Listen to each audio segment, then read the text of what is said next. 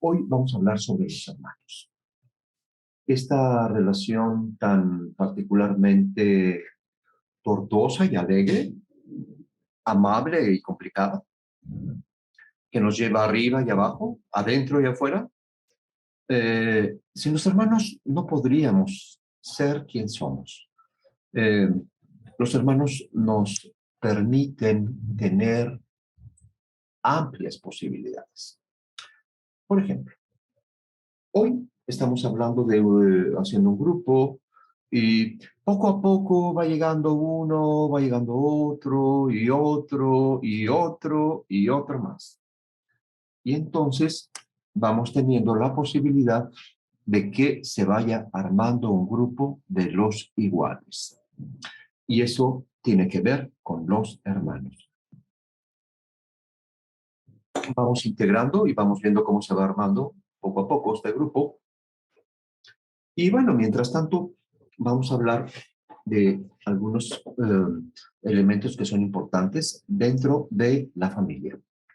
Fíjense que hay algo bien interesante. Una familia no se puede consolidar si no hay hijos. O sea, si un hombre y una mujer o dos hombres o dos mujeres se relacionan y van formando una pareja. Pero sin hijos no hay familia.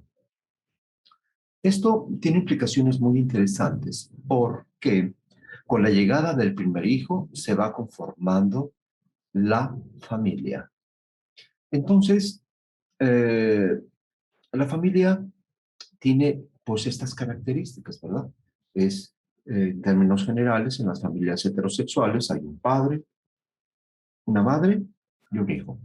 Actualmente, el concepto de familia va cambiando y vamos viendo que hay familias monoparentales o familias homogenéricas, ajá, que nos van se van formando y nos van enseñando unos nuevos patrones de cómo hacer una familia.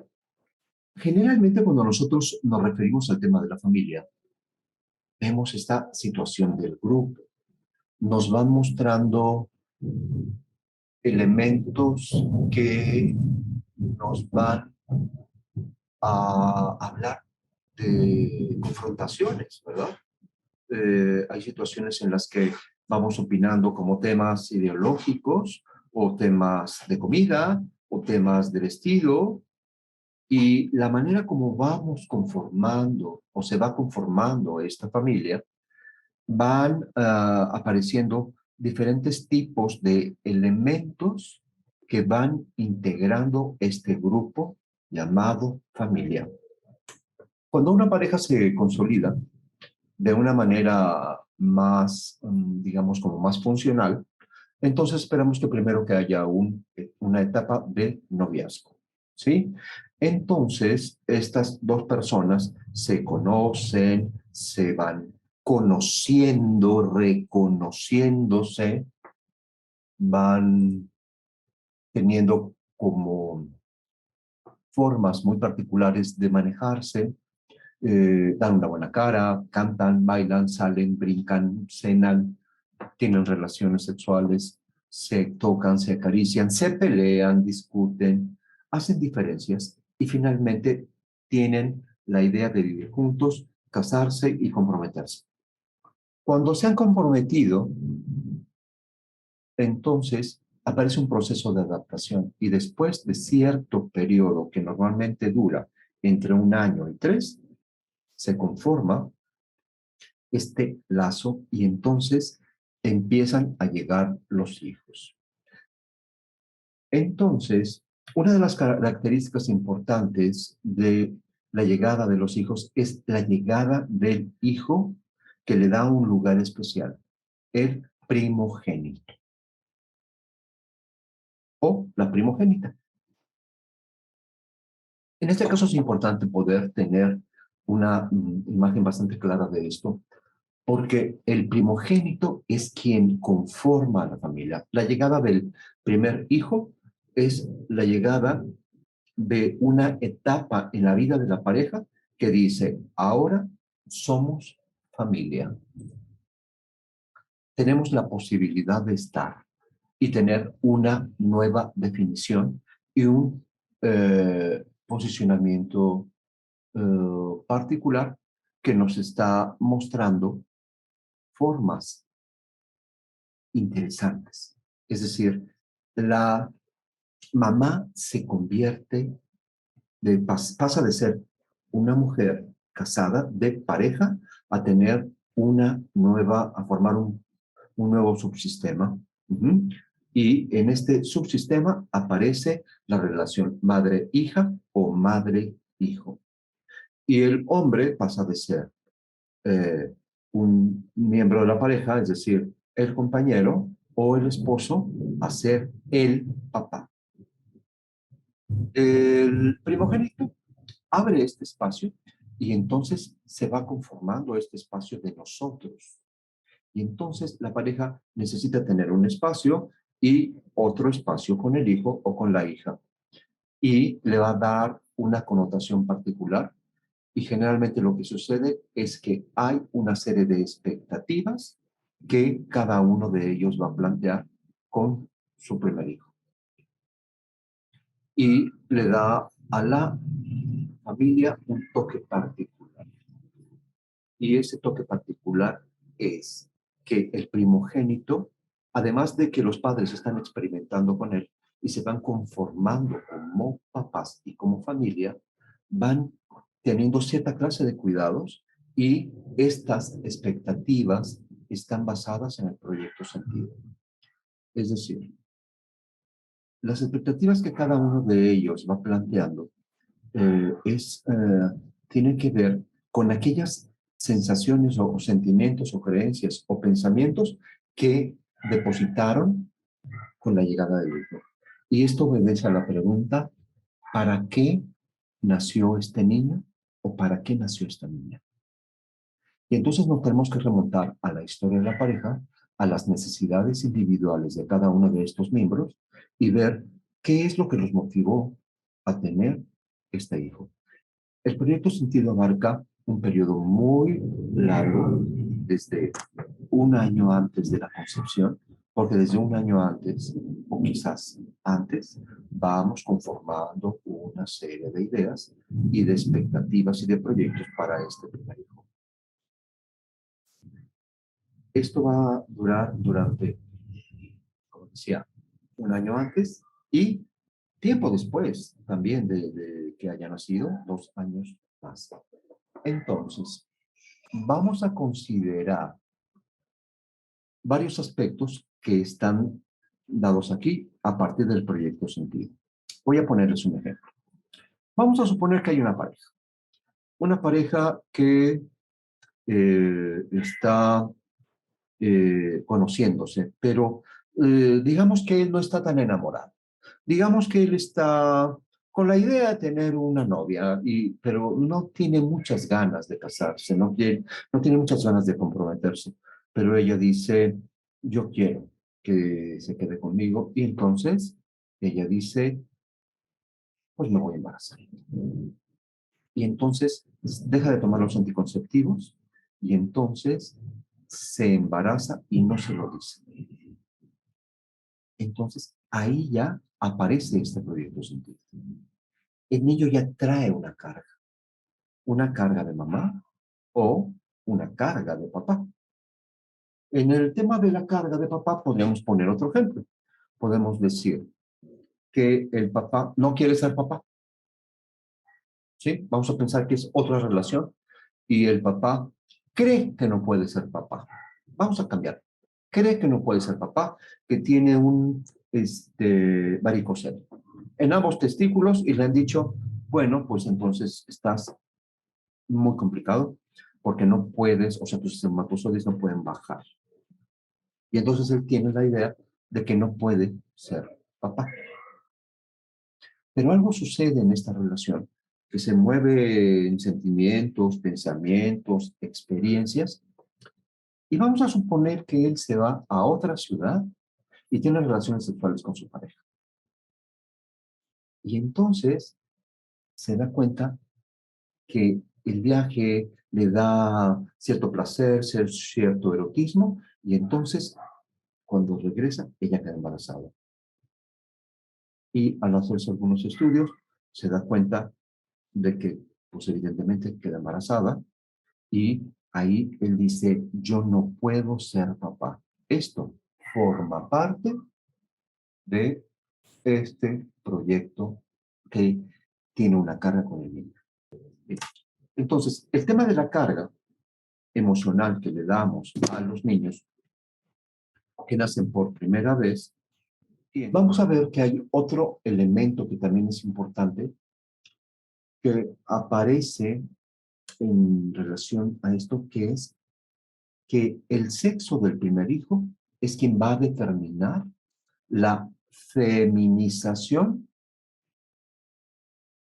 o la masculinización de la familia. Esto quiere decir que hay,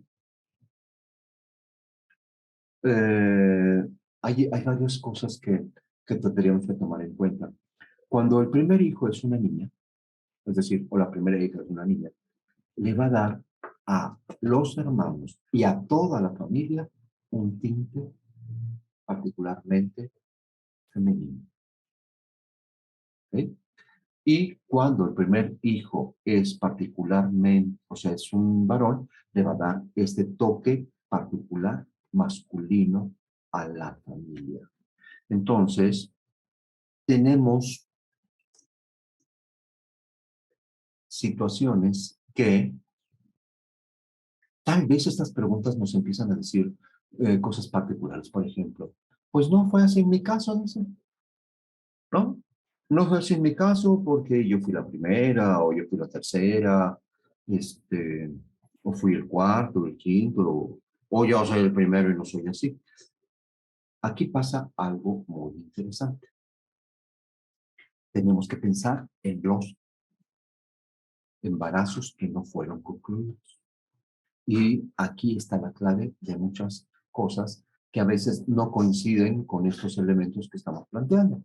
Y muchas veces los padres tienen secretos. Muchas veces, muchas veces los padres tienen sus propios secretos.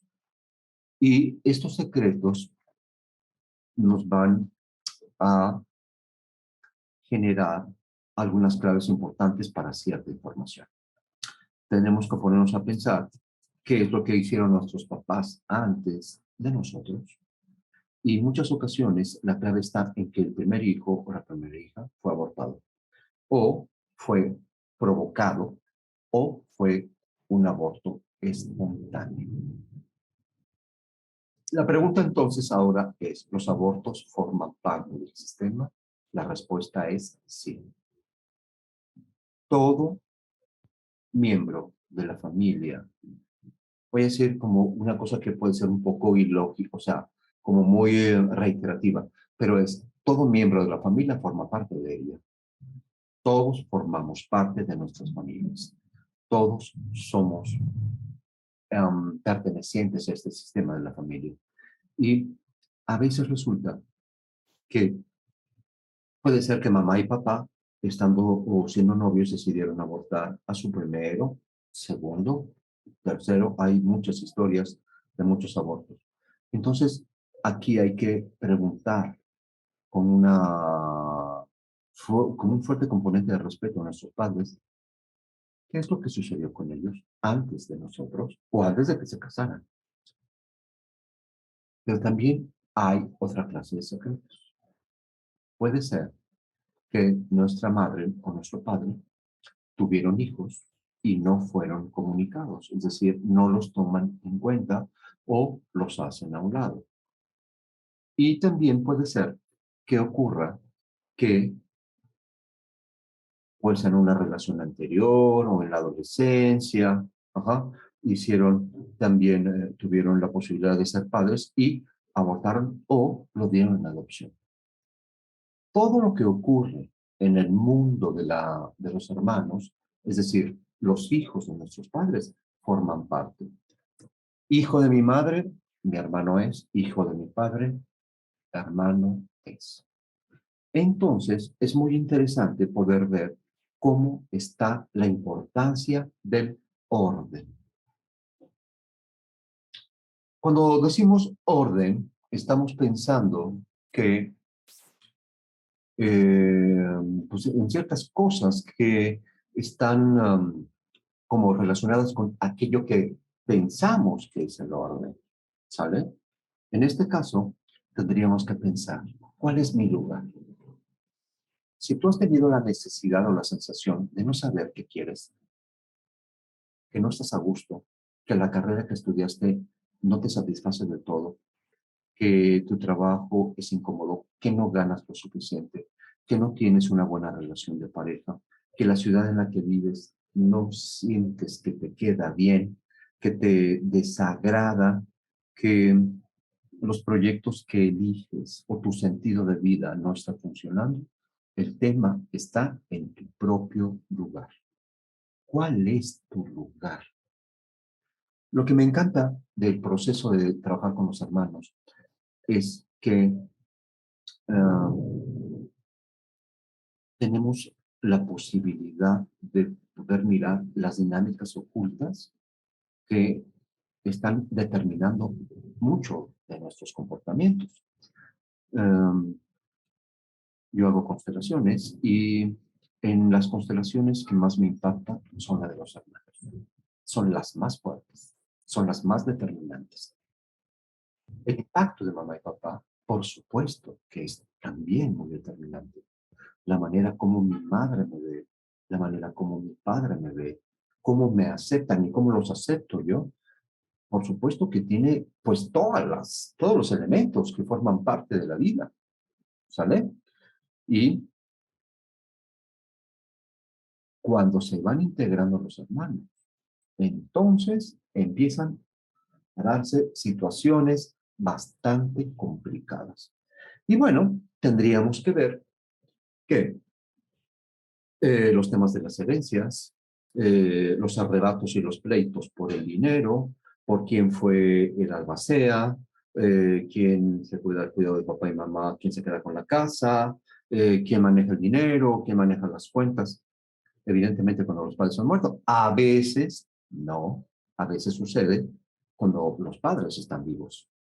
Entonces, la manera como funciona este sistema de cómo están las cosas en la familia, pues están determinados por este orden. El primogénito tiene un lugar particular, porque es el primero. Ajá. Él abre el espacio para la conformación de la familia, como habíamos dicho. Pero el segundo tiene una tarea fundamental, fíjense. Una tarea también bien interesante, porque vamos a pensar que el primero es una mujer. Ajá. Entonces, la primogénita es una mujer. La mujer feminiza el sistema. Si es un hombre, entonces le da un punch a, a la familia. Entonces se vuelve inquieto, terrible, competitivo, juguetón, desafiante, luchador, ¿no? Guerrero, se sube a los árboles, se sube a la segunda planta, hace travesuras, avienta cosas, le pega a la niña se pone complicada y le cuesta a veces trabajo definir su espacio ante el segundo porque va a mostrar este equilibrio.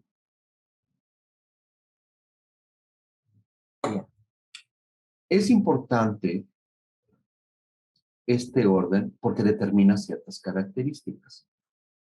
Pero ya entraremos en detalles, haremos otra plática cuando hablemos de que no es lo mismo ser la primera, la segunda, la tercera, la cuarta, la quinta, la sexta y la séptima. No es lo mismo que ser el primero, el segundo, el tercero, cuarto, quinto, sexto, séptimo. Y las interrelaciones. Esto ya se vuelve algo muy complicado, pero lo vamos a hacer aparte.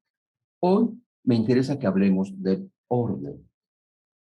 Si los abortos y las pérdidas ocurren entre los vivos, van a presentarse determinadas situaciones. Y entre ellas es que vamos a pensar que nace un primer hijo o una primera hija y después viene un aborto. El primero se va a sentir con cierta culpa de haber sobrevivido y de haber tomado la vida y que el segundo no. Si nace uno más y se convierte en el tercero, en muchas ocasiones las familias dicen el segundo o la segunda, pero en realidad no es el segundo, es el tercero. Y cuando le dicen que es el segundo, está ocupando el lugar de un muerto. Y la energía es de muerte. Es decir, soledad, tristeza, gente delgada, con problemas de nutrición, de relación, de no saber tomar la vida. Pero si hay otro más que ha muerto, a veces puede ser que nace el primero, se queda en la vida, pero muere el segundo, muere el tercero, muere el cuarto y la quinta entra, ¿verdad? Queda en la vida y entonces hay todo esta sensación, ¿de acuerdo? Y a este fenómeno, Salomón Seyam, que ha investigado mucho sobre este proceso, le llama yaciente. Y el yaciente es aquel que, que tiene esta función de aquel que murió. Entonces, automáticamente, si en una familia muere uno de los hijos, el siguiente toma la experiencia en lugar del alma del que murió y cumple su objetivo, lo que tenía preparado para él. Entonces, los yacentes son personas que son como muy soñadores, andan muy en la luna, generalmente son actores, son psicólogos. Son personas que quieren ayudar a otros y se conectan mucho con lo viejo. Entonces, como se pueden dar cuenta, las dinámicas de los hermanos son muy variables. A veces hay embarazos gemelares y los embarazos de gemelos o de cuates aparecen en escena. Y entonces, hay una condición importante que cuando los hijos están en la misma bolsa, que hicieron en la misma bolsa, hay un comportamiento determinado. Y cuando nacen en bolsas distintas, también ese comportamiento está determinado. Y el lugar del nacimiento también es importante. Generalmente se piensa que el que nace primero es el más grande, pero en realidad no es así. El que nace primero es el más pequeño, porque es el más frágil. Y el más grande hace lugar para que el mayor, digamos, que el más, que el mayor hace lugar para que el pequeño pueda salir primero, ya sea por parto natural o por cesárea. ¿Okay? Esto va a determinar diferentes formas de relación ya en la vida, porque entonces el grande se siente con ese derecho y entonces es importante el lugar. El tamaño es importante, pero también el lugar, porque el lugar que tienes entre tus hermanos, cuando tú lo tomas y te das cuenta que ese es tu sitio, entonces tienes la fuerza para definir tus objetivos y tu conexión con la vida. Y entonces tienes el derecho de poderla vivir. Hay otras condiciones importantes en el caso de los gemelos, o de los cuates, o de los embarazos múltiples. Porque evidentemente no es lo mismo ser dos hombres, dos mujeres, que estuvieron en la misma, digamos, en el mismo vientre, pero puede ser que sean tres, o puede ser que sean cuatro. Y a veces alguno de ellos se reabsorbe.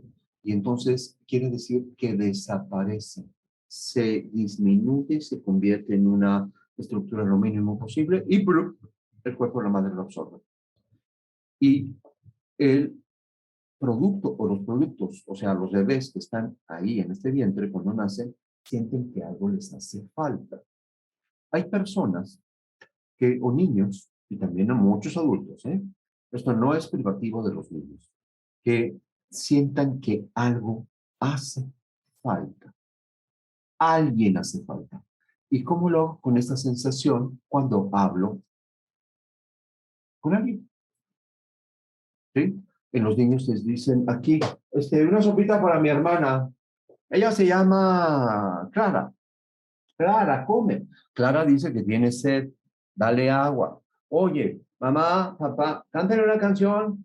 Ella necesita esto. Y entonces los papás, algunos piensan que es un juego, otros que necesitan llevar al psicólogo a esta niña o a este niño porque está jugando demasiado con un amigo imaginario.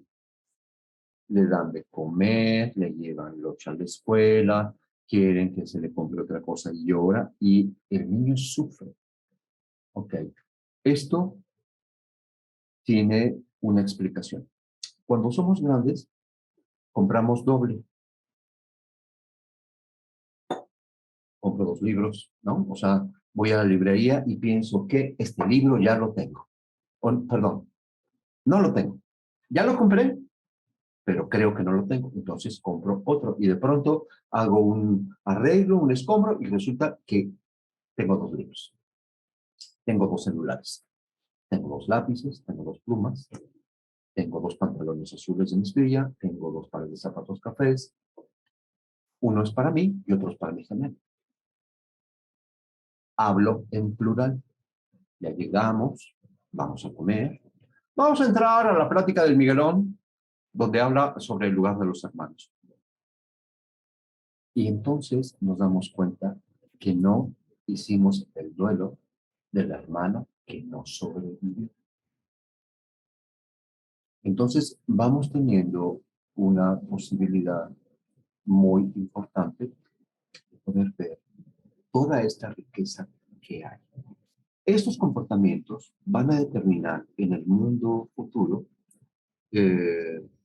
pues cómo nos vamos a manejar y qué tipo de características de personalidad vamos a adquirir en nuestro propio mundo y nuestro propio espacio y lo que haremos en la vida, de lo que hacemos con nuestro territorio, ¿sale? De la manera como elegimos pareja, de qué manejo hacemos del dinero, cómo nos relacionamos con nuestros compañeros de trabajo. Ajá. La manera como me concibo en un proyecto determinado y si yo tengo el derecho de poder cantar mi propia canción, de decir mi propio poema, de armar mi propia historia con el permiso que tengo si yo estoy en el lugar correcto. Entonces, pues bueno, pues esta es, digamos, como la información básica. A mí me gustaría, si hay la posibilidad de hacer un espacio para preguntas, podamos abrir ahora un espacio para preguntas para ver si alguien tiene alguna inquietud y podemos contestar estas inquietudes.